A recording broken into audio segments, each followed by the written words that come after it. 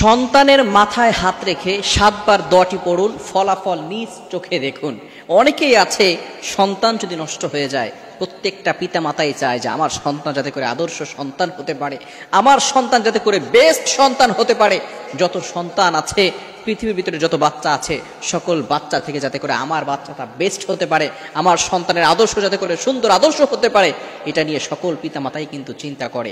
কিন্তু অনেক সময় দেখা যায় আমাদের সন্তানরা বিপথে চলে যায়, খারাপ পথে চলে যায়।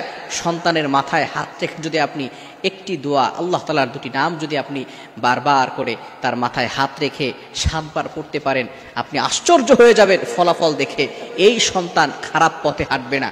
কিছুদিন আগে এক মা আমাকে ফোন দিয়েছে, হতভাগা মা আমাকে ফোন দিয়ে বলছে যে আমার মেয়ে আমার কোনো কথা শোনে না, তার বাবার কোনো কথা শোনে না, সে বেপরোয়াভাবে বাহিরে বের হতে চায়।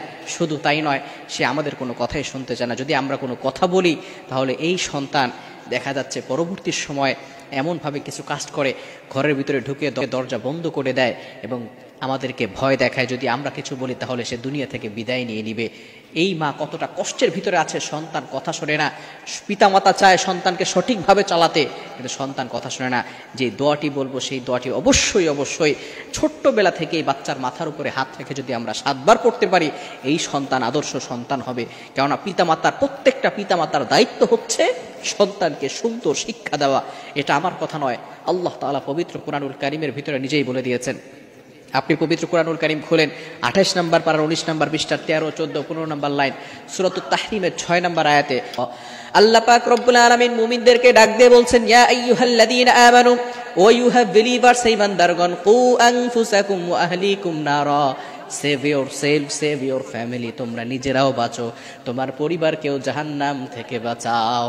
আমাদের সমাজের ভিতরে অনেক মানুষ এমন রয়েছে, নিজেরা খারাপ কাজ করে না, নিজেরা হারাম কাজ করে না, নিজেরা 5 ওয়াক্ত সালাত আদায় করে, কিন্তু কলিজার টুকরা সন্তান হারাম পথে চলে যায়, সেদিকে তারা যেতে চায় না। এজন্য অবশ্যই সন্তানদেরকেও জাহান্নাম থেকে বাঁচাতে হবে, সন্তানদেরকেও সঠিক নিদর্শন দিতে হবে, সঠিক আদব শিক্ষা দিতে হবে, সন্তান যাতে করে ভালো হয়, সঠিক পথে চলতে পারে।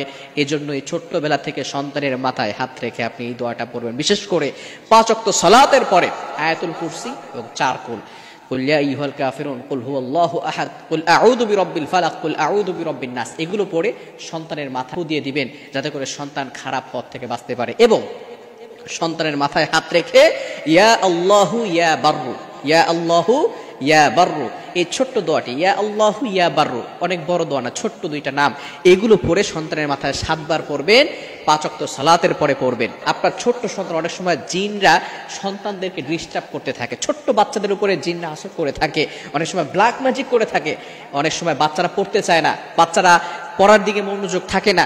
এই বিভিন্ন সমস্যা থেকে বাঁচানোর জন্য আপনার সন্তানকে 5 ওয়াক্ত সালাতের পরে একবার আয়াতুল কুরসি আর 4 কুল এটা পড়বেন এবং সন্তানের মাথায় হাত দিয়ে, হাত সন্তানের মাথায় দিয়ে এরপরে ইয়া আল্লাহু ইয়া বাররু এটা বলে সন্তানকে ফু দিয়ে দিবেন। দেখবেন ইনশাআল্লাহ আল্লাহ তাআলা ওই সন্তানকে সঠিক পথে পরিচালনা করবেন। আল্লাহ তাআলা আমাদের সকল পিতামাতাকে সঠিকভাবে তাদের সন্তানদেরকে এই আদব শিক্ষা দেওয়ার তৌফিক দান।